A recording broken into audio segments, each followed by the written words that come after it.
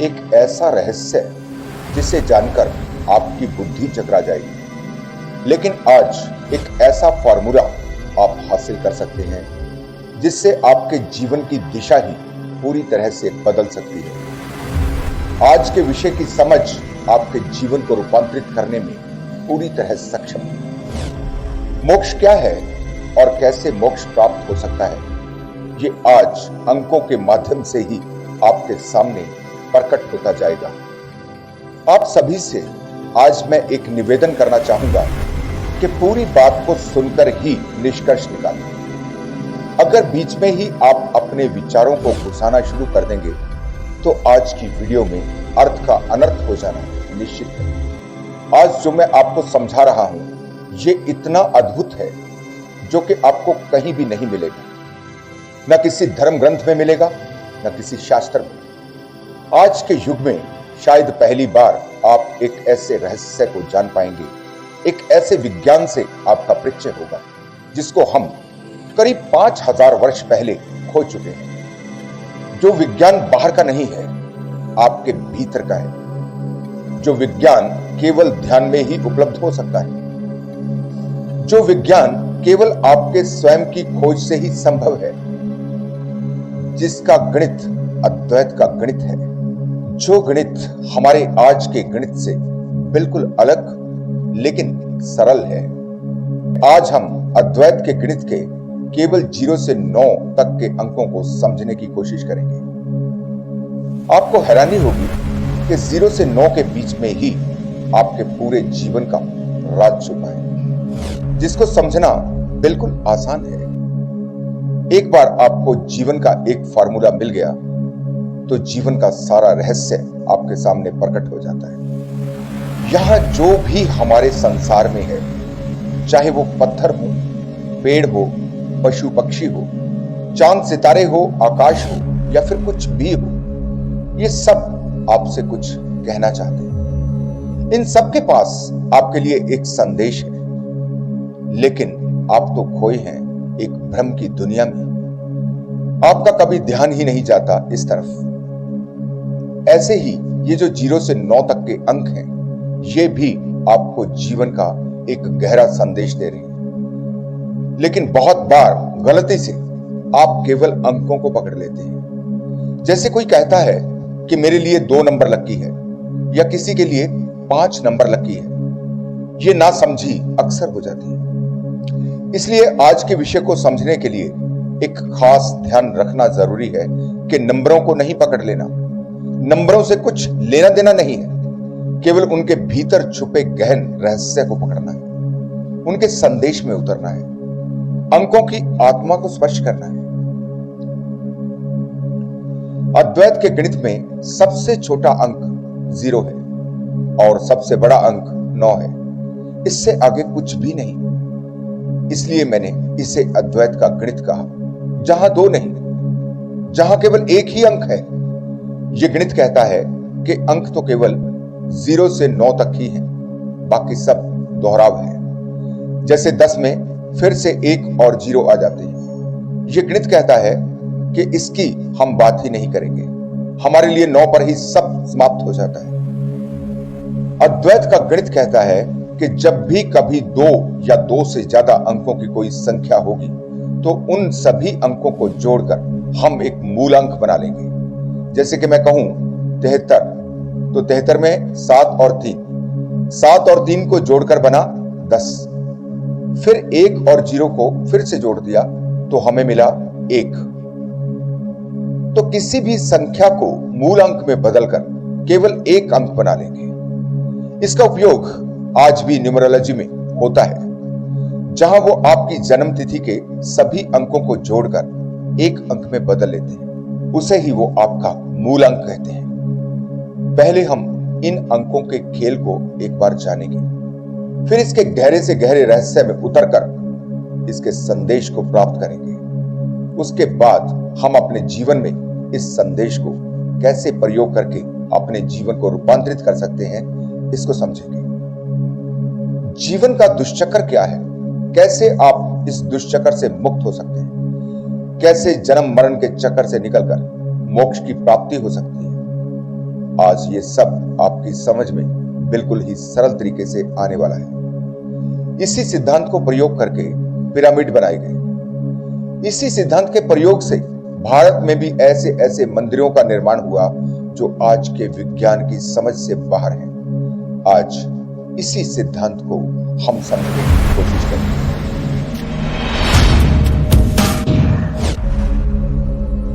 सबसे पहले जीरो को देखें। थोड़ा आज के गणित से पहले जीरो को समझें। जीरो आज भी एक रहस्य है। जीरो जिसका अर्थ है कुछ भी नहीं, जहां कुछ भी नहीं। लेकिन अगर हम किसी भी संख्या के बाद एक जीरो लगा दें तो उसकी ताकत 10 गुना हो जाती है। अगर 2 जीरो लगा दें तो 100 गुना। जितनी ज्यादा जीरो लगाते जाएंगे उतनी ही पावर बढ़ती जाएगी। सीधे से समझें तो वो जीरो जो अपने में कुछ भी नहीं है, यही जीरो चाहे तो किसी को भी जमीन से उठाकर आकाश में बैठा सकती है। लेकिन यही जीरो अगर किसी भी बड़ी से बड़ी संख्या से गुणा हो जाए, मल्टीप्लाई हो जाए, तो चाहे कोई कितने भी ऊंचे आकाश में हो, उसे मिट्टी में मिला सकती है, उसको जीरो कर सकती है। इसका उदाहरण है कितने ही तथाकथित साधु संत जिनके चरणों में प्रधानमंत्री तक झुकते रहे, आज जेलों में बैठे हैं। वो लोग जो कभी अपने को परमात्मा से कम नहीं समझते थे, आज हमेशा हमेशा के लिए मिट चुके हैं, क्योंकि ये गलती से जीरो से मल्टीप्लाई हो गए, जीरो से गुणा हो गए। जीरो यानी कि शून्य है, जिसका अर्थ है जहां कुछ भी नहीं, जो है ही नहीं। ठीक वैसे जैसे कि परमात्मा, जब उपनिषद परमात्मा की बात करते हैं तो वो यही कहते हैं, नेति नेति का सिद्धांत। जो कुछ भी इस संसार में दिखाई पड़ता है, जो कुछ भी पूरे अस्तित्व में, पूरी सृष्टि में मौजूद है, उपनिषद एक एक करके हर चीज को इनकार करते जाते हैं कि ये भी परमात्मा नहीं है, ये भी परमात्मा नहीं है, ये आकाश परमात्मा नहीं है, ये सितारे परमात्मा नहीं है। एक एक करके वो सबको इनकार कर देते हैं। जब कुछ बचा ही नहीं, जब केवल शून्य रह गया, अब वो कहते हैं कि जो बाकी बच गया वही परमात्मा है। बाकी क्या बचा? बाकी तो कुछ बचा ही नहीं। अब अद्वैत के गणित के अनुसार 9 का अर्थ है सर्वशक्तिशाली, क्योंकि 9 से बड़ा उनके पास कोई अंक ही नहीं। 9 सबसे बड़ा अंक है, 9 से आगे कुछ भी नहीं। 9 पर पहुंचकर सब समाप्त हो जाता है, सब कुछ 9 में ही समा जाता है। जीरो से प्रकट होता है और 9 में समा जाता है। 9 में प्रकृति का सबसे बड़ा रहस्य छुपा है। जितने भी आकार सृष्टि में मौजूद है, सब 9 में तब्दील हो जाते हैं। जैसे एक सर्कल को देखिए, एक गोल घेरे को। कोई भी गोला 360 डिग्री का होता है। इसका अगर हम मूल अंक बनाएं तो यह हुआ 3 + 6 + 0 9। अगर हम इसका आधा कर दें तो यह हुआ 180 डिग्री, जिसका मूल अंक 1 + 8 + 0 फिर से 9। और आधा करें तो 90 डिग्री, मूल अंक फिर से 9। और आधा करें 45 डिग्री, फिर से बना 9। कितना भी आधा करते जाएं, ये 9 ही बनता जाएगा। अगर एक चतुर्भुज की बात करें तो वो भी 360 डिग्री की, फिर वही 9। त्रिकोण की बात करें तो 180 डिग्री, फिर से 9। किसी भी आकार को ले लें, चाहे फिर वो कोई पॉलीगन हो या कोई भी आकार हो, आखिर में 9 में तब्दील हो जाता है। 1 घंटे में 3600 सेकंड्स, उनका भी जोड़ 9। अगर आप पूरे दिन में 24 घंटे में सेकंड्स देखें तो ये होते हैं 86,400 सेकंड, इनका भी मूल अंक 9। 30 दिन में 25,92,000 सेकंड, इनका भी मूल अंक 9। 1 साल के भी अगर आप सेकंड्स बनाएंगे तो मूल अंक होगा 9। आप जितना देखते जाएंगे, आश्चर्य में उतरते जाएंगे। आखिरकार आप इस नतीजे पर पहुंचेंगे कि 9 के सिवा इस सृष्टि में कुछ भी नहीं है। आप, मैं और सभी, आखिर में सब कुछ बन जाता है 9। इसका अर्थ हुआ कि हम 9 को भी कह सकते हैं जहां सब कुछ है, जो सब में समाया है, जो हर जगह मौजूद है, जो प्रकृति के कण कण में है। 9 का अर्थ भी हुआ सर्वशक्तिशाली परमात्मा, जिससे बड़ा कोई भी नहीं, जो पूर्ण है। फिर यह सिद्धांत कहता है कि 0 = 9, यानी कि 0 बराबर है 9 के। यहां तो आपकी बुद्धि ही चकरा जाएगी। यह कैसे हो सकता है?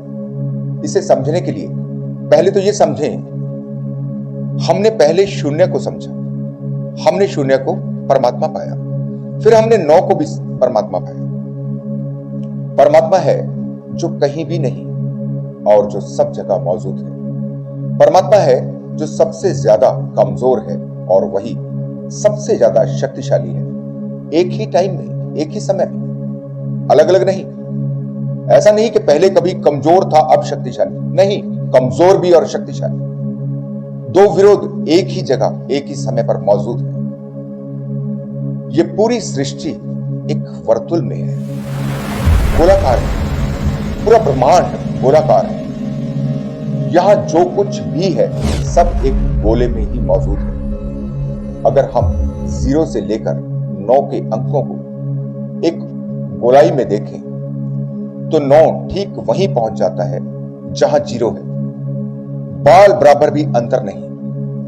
एक ड्राइंग में इस्तेमाल होने वाली प्रकार से अगर आप एक घेरा लगाते हैं तो जिस बिंदु से आप शुरू करते हैं उसी बिंदु पर जाकर आप समाप्त करें। जहां आरंभ है अंत भी वहीं मौजूद है। जरा इस गोले को देखें, 0 डिग्री और 360 डिग्री अलग अलग जगह पर नहीं, एक ही स्थान पर मौजूद है, जबकि एक आरंभ है और एक अंत। अद्वैत का गणित एक और तरीके से भी इसे प्रूव करता है। यह कहता है कि आप ऐसी कोई भी संख्या लें जिसमें 9 का अंक आता हो। जैसे कि उदाहरण के लिए मैं लेता हूं 159, तो इसका मूल अंक हुआ 1 + 5 + 9 15। फिर 15 का मूल अंक निकाला तो यह हुआ 1 + 5, यह बना 6, तो हमें मूल अंक मिला 6। यह गणित कहता है कि अगर हम 159 में आने वाले 9 के अंक को 0 में बदल दें, जो कि बनेगा 150 150, तो इसका भी मूल अंक हुआ 6। जिस भी संख्या में कहीं भी 9 का अंक आता है उसे जब भी आप 0 से रिप्लेस करते हैं तो मूल अंक पर कोई फर्क नहीं पड़ता, वो हमेशा समान रहता है। एक दूसरे उदाहरण से देखें, जैसे 1970 का मूल अंक होता है 8। फिर अगर मैं 1970 में आने वाले 9 के अंक को 0 से बदलता हूं तो यह बन जाता है 1070, तो इसका भी मूल अंक 8 ही रहता है। तो इससे भी यही साबित होता है कि चाहे हम 9 को रखें या 0 को, हमारा मूल अंक सेम रहेगा। इसका अर्थ हुआ 0 = 9 या 9 = 0। यहां आपने परमात्मा को 2 रूपों में देखा। 0 भी परमात्मा है और 9 भी परमात्मा है। इसका अर्थ हुआ कि अगर आप कभी अपने को खोते चले जाएं, आप ना कुछ होते चले जाएं, जैसा कि अध्यात्म कहता है कि मैं हूं ही नहीं, बस तू ही है। मैं और तू अब 2 नहीं, एक ही है। मैं मिट जाता है तो परमात्मा ही प्रकट होता है। जैसे बूंद सागर में मिलकर सागर हो जाती है, इसका अर्थ हुआ कि आप ही परमात्मा हो जाते हैं। मैं का मिट जाने का अर्थ है शून्य हो जाना। आप शून्य हो जाएं तो भी आप परमात्मा हो जाते हैं। या फिर कठिन से कठिन साधना करते हुए अपने को ऊंचा उठाते जाना, इतना ऊंचा कि 9 हो जाना, सर्वशक्तिशाली हो जाना। जैसे अगर अहंकार को देखें, जैसे ही मैं मिटता है तो अहंकार शून्य हो जाता है। या फिर अहंकार को इतनी बुलंदी पर ले जाना कि आपके सिवा अब कुछ भी नहीं। या तो मैं को मिटा देना या फिर तू को मिटा देना। या तो परमात्मा ही है या फिर परमात्मा मिट जाता है, बस अब आप ही हैं। जब आप कह पाते हैं अहम ब्रह्मास्मि, मैं ही ब्रह्म हूं। या तो छोड़ दें सब कुछ परमात्मा के हवाले, पूरे समर्पित हो जाएं, या फिर अपनी सारी जिम्मेवारी आप अपने हाथ में ले लें। एक ही बात है, अहंकार का शून्य होना और अहंकार का अपने शीर्ष पर पहुंच जाना एक ही बात है। शीर्ष पर पहुंचकर भी अहंकार शून्य हो जाता है।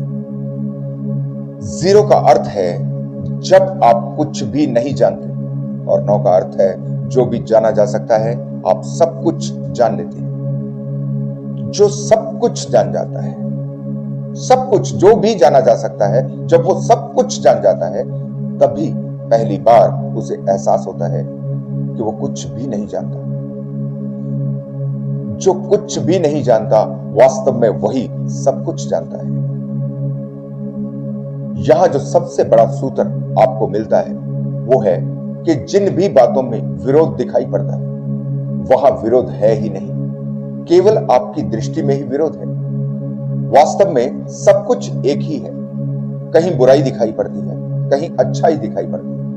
ये सब आपकी ही दृष्टि का भ्रम है। जिसे आप अच्छा समझते हैं उसमें अच्छे जैसा कुछ भी नहीं, और जिसे आप बुरा समझते हैं उसमें भी बुरे जैसा कुछ नहीं। जैसे जैसे ये बात आपको जीवन में समझ आने लगती है, आपकी दृष्टि बदलने लगती है और आपके जीवन में अमृत उतरना शुरू हो जाता है। गुरु नानक कहते हैं, जिस हाथ जोर कर देखे सोई, नानक उत्तम नीच न कोई।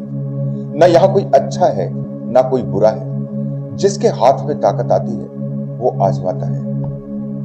फिर आपको यह भी समझ आना शुरू हो जाता है कि यहां जो कुछ भी हो रहा है वो सब परमात्मा की मर्जी से हो रहा है। यह केवल आपका भ्रम है कि आप कुछ कर रहे हैं। बहुत बार आपने देखा भी होगा कि आप जाते हैं किसी का अच्छा करने, आपकी भावना बहुत पवित्र होती है, लेकिन आपकी आंखें बहुत छोटी, आपकी समझ बहुत छोटी, आप ज्यादा दूर तक देख ही नहीं सकते। इसलिए कभी कभी आपका अच्छा करने की भावना होते हुए भी कुछ बुरा हो जाता है। यहां अंधेरा और प्रकाश दो नहीं है। यहां दुख और सुख दो नहीं है। यहां ठीक और गलत दो नहीं है। यहां जीवन और मृत्यु दो नहीं है। यहां सब कुछ एक ही है। आप अपने अज्ञान के कारण सब चीजों को दो में बांटते चले जाते हैं। वास्तव में यहां कुछ भी विरोधी नहीं। जो विरोध में दिखाई पड़ता है वो वास्तव में सहयोगी है। जैसे अगर किसी चुंबक के साउथ और नॉर्थ पोल में से किसी एक पोल को आप खत्म कर दें तो दूसरा पोल उसके साथ ही समाप्त हो जाएगा। अगर पहाड़ और खाई में से खाई को आप खत्म कर दें तो पहाड़ भी उसके साथ ही समाप्त हो जाता है। भले ही खाई पहाड़ से उल्टी दिखाई पड़ती हो, भले ही विरोध में दिखाई पड़ती हो, लेकिन वास्तव में खाई ही पहाड़ को जन्म दे रही है। खाई को भर देंगे तो पहाड़ को कैसे बचाया जा सकता है? यहां आपने आरंभ को समझा और अंत को समझा, 0 को समझा और 9 को समझा। अब इनके बीच के अंकों के खेल को भी देखें, जो हैं 1, 2, 3, 4, 5, 6, 7 और 8। कोई भी चेतना कहीं प्रकट होती है तो पहले एक सेल से शुरू होती है। आपका जीवन भी एक ही सेल से शुरू होता है, फिर 1 से 2 सेल बनते हैं और 2 से 4, फिर 8, 16, 32, 64। एक एक सेल 2 में परिवर्तित हो रहा है। अब हम अद्वैत के गणित को इस्तेमाल करके इस डबल के सिद्धांत को भी समझेंगे। एक का डबल हुआ 2, फिर 4, 8, 16, 32, 64, 128, 256, 512, 1024, 2048, जितना भी चाहें डबल करते जाएं। अब हम इनका मूल अंक बनाएंगे। 1 से 8 तक तो एक ही अंक है।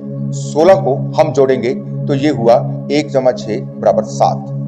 32 का बना 5, 64, 6 + 4 10, फिर से 1 + 0 1, फिर 2, 4, 8, 7, 5। जितना भी आप जाएंगे आपको मूल अंक में केवल यही अंक मिलेंगे। 1, 2, 4, 8, 7, 5, 1, 2, 4, 8, 7, 5। कितना भी आगे जाए हमेशा यही बनता जाएगा, 1, 2, 4, 8, 7, 5। यही आपके जीवन का दुष्चक्र है जिसमें आप घूमते रहते हैं।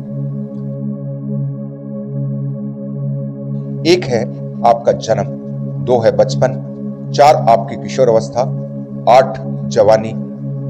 8 इन अंकों में सबसे बड़ा अंक है जो आपको आपकी सबसे ज्यादा एनर्जी, सबसे ज्यादा ऊर्जा को दर्शा रहा है। जवानी में सबसे ज्यादा शक्ति होती है, फिर अधेड़ अवस्था यानी कि 7, फिर बुढ़ापा 5, फिर मृत्यु। फिर से जन्म, बचपन, किशोर अवस्था, जवानी, बुढ़ापा और मृत्यु, यानी कि फिर से 1 2 4 8 7 5 का दुष्चक्र। बस इसी दुष्चक्र से बाहर होना है, लेकिन कैसे? पहले ये देखें कि इस दुष्चक्र से बाहर क्या है। बाहर है 0, 3, 6 और 9। अब 0 और 9 को हमने समझा। 0 और 9 तो हुए परमात्मा, बाकी बचा 3 और 6। बस यही सारा खेल है। इससे पहले कि हम 3 और 6 को समझें, पहले वही डबल का सिद्धांत इस पर लागू करके देखेंगे, जो इस दुष्चक्र से बाहर होकर या तो 3 से शुरू करता है या फिर 6 से शुरू करता है। जब हम 3 को डबल करेंगे तो यह हुआ 3, 6, 12, 24, 48, 96, 192, 384। अब जब इनका मूल अंक बनाएंगे तो यह बनेगा 3, 6, 3, 6, 3, 6, 3, 6। ये और कुछ भी नहीं बनेगा, केवल 3 और 6 ही बनता जाएगा। ठीक ऐसा ही 6 को डबल करने पर होगा। 6, 3, 6, 3, 6, 3। यहां एक बात पर और गौर करें, अगर हम 3 और 6 को जोड़ दें तो बन जाएगा 9। 9 यानी कि परमात्मा। अब समझें क्या है 3 और 6। पहली बात तो हम ये समझ गए कि 3 और 6 अपने शुद्धतम रूप में है, इसलिए 3 और 6 ही रहते हैं, कभी बदलते नहीं। 3 और 6 हैं मेल एनर्जी और फीमेल एनर्जी का शुद्धतम रूप। एक पुरुष और एक स्त्री अपनी शुद्धतम अवस्था में, जिसने अपने केंद्र को पा लिया, जिसने स्वयं को जान लिया, जो अब सोया हुआ नहीं, जो जागा हुआ है। अब सवाल यह भी पैदा होगा कि कौन पुरुष और कौन स्त्री? 6 पुरुष है या स्त्री? कुछ भी हो सकता है। एक पुरुष और एक स्त्री में किसी की भी एनर्जी कम ज्यादा हो सकती है। कहीं स्त्री की शक्ति ज्यादा होगी तो कहीं पुरुष की। जिसकी भी शक्ति ज्यादा हो वो 6 के स्थान पर है। एक पुरुष और एक स्त्री में घटने वाली प्रेम की घटना। यहां एक बात और भी समझ लेनी जरूरी है कि जीवन में प्रेम की घटना केवल जागे हुए व्यक्तियों के जीवन में ही घट सकती है। जिसे आम संसार में प्रेम कहा जाता है, वो कहीं से भी प्रेम नहीं है, हो ही नहीं सकता, क्योंकि जहां भी कुछ पाने की चाह है, फिर चाहे वो प्रेम ही क्यों ना हो, वहां प्रेम संभव नहीं। पाने की चाह केवल एक व्यापार है। जैसे आप कहते हैं कि मैं तभी तुम्हें प्रेम करूंगा अगर तुम भी प्रेम दोगे। आप शर्त लगा रहे हैं, आप सौदा कर रहे हैं, एक हाथ दे और एक हाथ ले। प्रेम तो है जो बस बरस जाता है, बरसता ही चला जाता है। प्रेम है जो केवल और केवल देना जानता है। प्रेम लेने की भाषा ही नहीं जानता। प्रेम है बेशर्त, अनकंडीशनल, देता है, बदले में कोई मांग ही नहीं करता। मांग करना तो दूर, अगर कोई उसका प्रेम ले ले तो उसके प्रति अनुग्रहित होता है, आभारी होता है, उसका एहसानमंद होता है कि किसी ने उसका प्रेम लिया। प्रेम की घटना केवल शुद्धतम ऊर्जा में ही घट सकती है, जो है 3 और 6। स्त्री और पुरुष तो 1 2 4 8 7 5 में भी मौजूद हैं, लेकिन अपने अशुद्ध रूप में, जहां के जीवन में कलह, कलेश, उदासी और निराशा के अतिरिक्त और कुछ भी नहीं है। इसीलिए तो कहा गया है कि प्रेम ही परमात्मा है। जिन प्रेम कियो तिन ही प्रभ पायो, या फिर 2.5 अक्षर प्रेम के पढ़े सो पंडित होय। ये कोई साधारण प्रेम की बात नहीं है। कभी शिवलिंग को ध्यान से देखें। स्त्री और पुरुष का मिलन, दोनों यौनांग एक दूसरे में समाये हुए। स्त्री और पुरुष की शुद्धतम ऊर्जा का मिलन, शिव का तंत्र सूत्र इसी मिलन से परमात्मा तक पहुंचने की बात करता है। शिवलिंग को आप कह सकते हैं 3 और 6 का मिलन, 3 और 6 का जोड़ जो बन जाता है 9। 9 अर्थात परमात्मा। परमात्मा के साथ एकाकार, बूंद का सागर में समा जाना, एकाकार हो जाना, बूंद का मिट जाना, यही मोक्ष है। यही जन्म मरण के दुष्चक्र से बाहर हो जाना।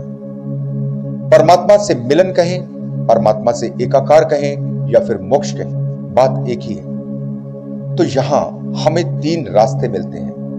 पहला, मैंने कहा स्वयं को मिटा देना, जीरो हो जाना। लेकिन कितना मिटाएंगे आप, कितना मिटेंगे आप? कितना भी मिट जाएं, फिर भी कुछ बच जाएगा। अगर यह रास्ता असंभव नहीं है तो असंभव से कम भी नहीं है। फिर दूसरा मार्ग है 9 हो जाना। जब आप भी कह सको अहम ब्रह्मास्मि, मैं ही ब्रह्म हूं, जिसका मार्ग और भी ज्यादा कठिन है। शायद आज तक इस संसार में कोई 2-4 व्यक्ति ही इस मार्ग से सफल हो पाए। कितना शुद्ध कर पाएंगे आप अपने को और कैसे? मैंने अपनी पिछली वीडियो में कहा कि जब आपकी कोई भी शिकायत ना बचे, जब आपका समर्पण पूरा हो, जब आपको न जीवन दिखाई पड़ता हो ना ही मृत्यु, बहुत ही मुश्किल है। परमात्मा के समकक्ष होने में आपके कितने जन्म लग जाएंगे कुछ पता नहीं। जगह जगह पर अवरोध है, मुश्किलें हैं, मुसीबतें हैं। कहां तक स्वीकार पूरा होगा? कभी ना कभी तो चूक हो ही जाएगी। लेकिन सबसे सरलतम मार्ग, सबसे आनंदपूर्ण मार्ग है प्रेम का मार्ग, शुद्धतम प्रेम का मार्ग, जिसमें आप गहरे से गहरे ध्यान के अनुभव कर सकते हैं। वहां आपको अपने को मिटाना नहीं पड़ता। प्रेम में आप मिट ही जाते हैं। 2 व्यक्ति प्रेम में होते हैं तो दोनों ही मिट जाते हैं। जहां अपने से ही अहंकार शून्य हो जाता है। जिसे आप प्रेम करते हैं वही आपके लिए परमात्मा हो जाता है। प्रेम आपके भीतर की गहरी से गहरी संभावना है। जब भी कहा जाता है कि परमात्मा आपके भीतर ही विराजमान है, तो वो प्रेम के रूप में ही विराजमान है। जब भीतर प्रेम की ज्योति जलने लगती है तो आपका प्रेम पूरे विराट में फैल जाता है। प्रेम आपसे बहने लगता है पूरे संसार के प्रति, पूरी सृष्टि के प्रति। इसलिए यह भी समझना जरूरी है कि प्रेम चाहे किसी एक से शुरू हो, चाहे प्रकृति से। प्रेम का संबंध केवल आपसे है। दूसरा तो केवल कारण बनता है। दूसरा तो प्रेम को जगाने का निमित्त मात्र है। अब हम 9 की बात करें। डबल के सिद्धांत से 9 को भी हम समझें। 9, 18, 36, 72, 144, 288। 9 फिर 1, 8 जिसका मूलांक हुआ, फिर 9, फिर 3, 6 मूलांक 9। कितना भी आप डबल करते जाएं, मूलांक 9 ही रहता है। 9 कभी नहीं बदलता। उसका एक ही स्वरूप है, शुद्धतम रूप। जैसे हमने जाना कि 3 और 6 कभी नहीं बदलते, वो उनका शुद्धतम रूप हुआ, क्योंकि वो पुरुष और स्त्री है। 9 जो कि न पुरुष है न स्त्री है, या कहें कि पुरुष भी है और स्त्री भी है। 9 कभी नहीं बदलता। किसी भी संख्या को अगर आप 9 से गुणा करें तो उसका मूलांक 9 ही रहता है। यहां भी आप परमात्मा को देख सकते हैं। परमात्मा जो हमेशा ही एक जैसा है, जो कभी नहीं बदलता। और परमात्मा का 9 का रूप उस पारस पत्थर की तरह है जो किसी को भी छू जाए तो उसे परमात्मा ही कर देता है। कहने का अर्थ है कि उसे समझ आ जाती है कि वो परमात्मा का ही अंश है। बूंद सागर से अलग नहीं है, सागर का ही हिस्सा है। अब थोड़ा यह भी जान लें कि मैंने क्यों कहा कि पिरामिड या ऐसे और आश्चर्य अद्वैत के गणित को ही प्रयोग करके बनाए गए, जिनको देखकर आज का विज्ञान भी अचंभित है। आज की आधुनिक साइंस भी अपना सिर खुजा रही है कि यह सब बना तो कैसे बना। इसे भी थोड़ा समझ लेते हैं। पिरामिड्स में 70,000 किलो तक के पत्थर को इतनी ऊंचाई पर रखा गया है, जिसके लिए आज के वैज्ञानिक युग में भी कोई बड़ी से बड़ी क्रेन नहीं है जो ये काम कर सके। तो फिर उस समय कैसे हो पाया? अगर एक आदमी की क्षमता 50 किलो बोझ उठाने की हो तो 1400 लोगों की जरूरत पड़ेगी, लेकिन 1400 व्यक्ति कैसे एक साथ किसी पत्थर को उठा पाएंगे? खड़े ही कहां पर हो पाएंगे? ये तो केवल तभी हो सकता है जब एक चट्टान को हम तरंगों में बदलने के विज्ञान को जानते हैं। अद्वैत के गणित का सिद्धांत कहता है कि 9 बराबर है 0 के। आज विज्ञान भी जो नई खोज कर रहा है, जैसे समझें आज हम डिजिटल युग में जी रहे हैं, लेकिन आने वाला विज्ञान क्वांटम युग है। क्वांटम फिजिक्स कहती है कि यहां जो भी पदार्थ दिखाई पड़ता है वो वास्तव में केवल तरंगे हैं। क्वांटम फिजिक्स ये भी कहती है कि यहां केवल एनर्जी है, केवल ऊर्जा है, ऊर्जा के सिवा यहां कुछ भी नहीं। ऊर्जा में कोई बोझ होता है क्या? तरंगों का वजन किया जा सकता है? यह तो असंभव है। जब सब कुछ तरंगे ही हैं, तो ग्रेविटी का अर्थ ही समाप्त हो जाता है। अगर आपकी बिजली की तार से बिजली गुजर रही है और आपके उपकरणों को चला रही है, तो चाहे आपकी तार नंगी ही क्यों ना हो, उस पर गुरुत्वाकर्षण का सिद्धांत क्या कर पाएगा? क्योंकि तरंगों में कोई वजन ही नहीं जो कि धरती पर गिर सके। तार तो आपकी जमीन पर गिर सकती है, लेकिन उसमें गुजरती हुई बिजली, वहां गुरुत्वाकर्षण का सिद्धांत असफल हो जाता है। तरंगों के साथ वो कुछ भी नहीं कर सकता। जब आप एक टॉर्च जलाते हैं तो एक रोशनी का बीम दिखाई पड़ता है, लेकिन वो नीचे नहीं गिर सकता। ठीक ऐसे ही अगर हम किसी भी पदार्थ को, फिर चाहे वो 70,000 किलो की कोई चट्टान ही क्यों ना हो, अगर उसको तरंगों में बदल दें तो उसे एक उंगली से भी उठाकर आप कहीं भी रख सकते हैं। केदारनाथ के मंदिर को देखिए। वास्तव में केदारनाथ कोई एक मंदिर नहीं है, ये 5 मंदिर हैं, जिनके बारे में कहा जाता है कि 5 पांडवों ने एक एक मंदिर बनाया। केदारनाथ, रुद्रनाथ, तुंगनाथ, मदमहेश्वर और कल्पेश्वर इन मंदिरों के नाम हैं। 5 मंदिर बिल्कुल एक जैसे हैं। अगर आप इन्हें ध्यान से देखेंगे तो केवल पत्थर पर पत्थर रखकर इन्हें बनाया गया है। पत्थरों को जोड़ने वाली कोई भी चीज जैसे चूना या सीमेंट या फिर और भी कुछ भी इस्तेमाल नहीं किया गया। केवल पत्थरों का ही एक बैलेंस है। सभी दीवारें पत्थरों से बनी हैं। फिर उनको मजबूत करने के लिए एक बहुत ही विशाल पत्थर की चट्टान को कमल के आकार में तराश कर उसकी चोटी पर रख दिया गया, जिससे मंदिर की छत का भी निर्माण हुआ। आप आज भी ये समझ नहीं पाएंगे कि इतने ज्यादा वजनी पत्थर को ऊपर कैसे पहुंचाया गया। ठीक यही कहानी पिरामिड के साथ है। निश्चित ही कुछ ऐसा किया गया जिससे ये पत्थर अपना वजन खो दे, जहां ग्रेविटी काम करना छोड़ दे। इसीलिए मैंने कहा कि ये विज्ञान आपके भीतर की ऊर्जा से संबंधित है।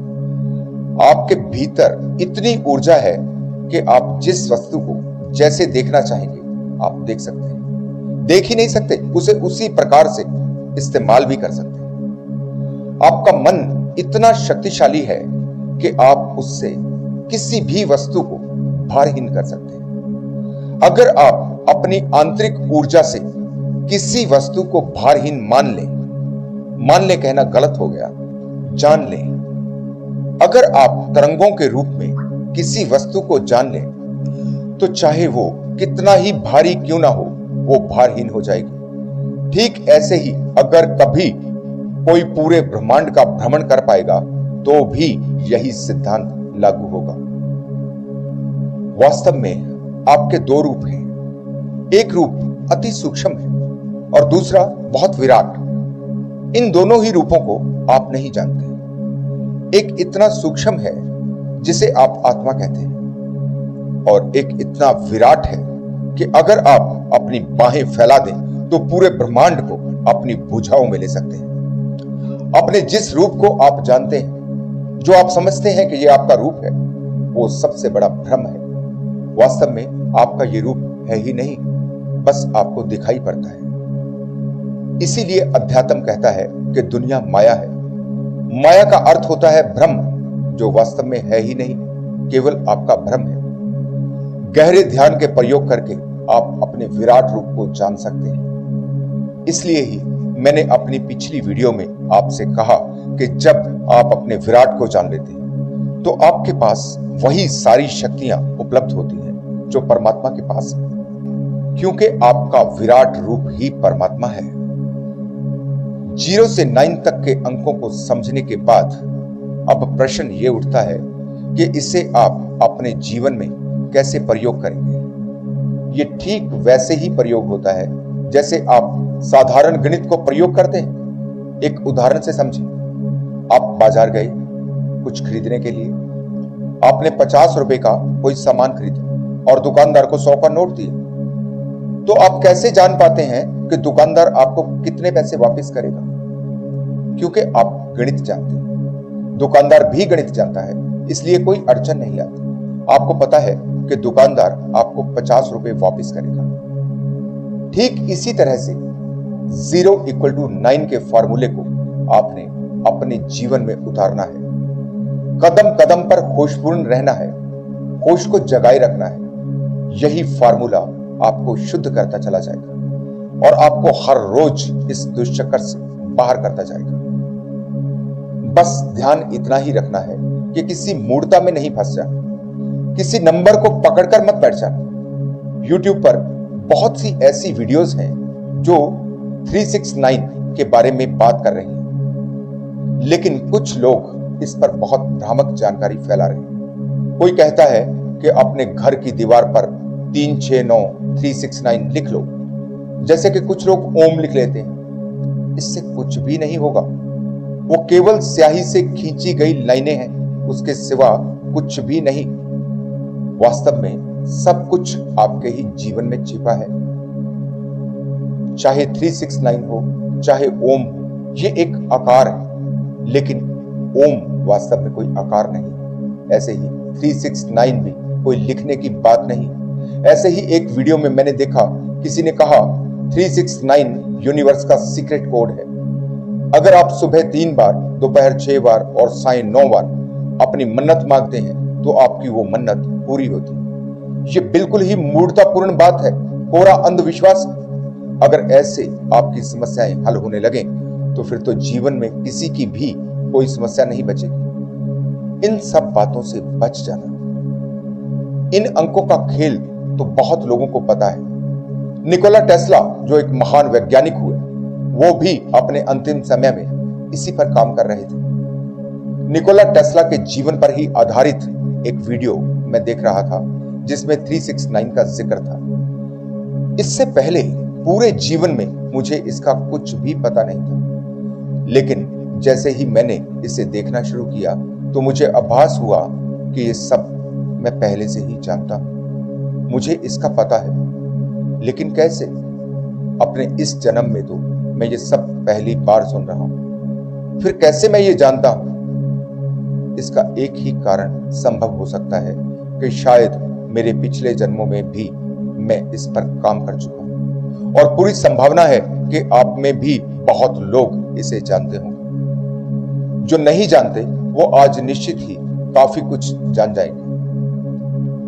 ये इतना बड़ा विषय है कि मैं कितनी भी कोशिश करूं, लेकिन इस विषय को एक ही वीडियो में पूरा नहीं किया जा सकता। आपके मन में भी बहुत से प्रश्न पैदा होना लाजमी है।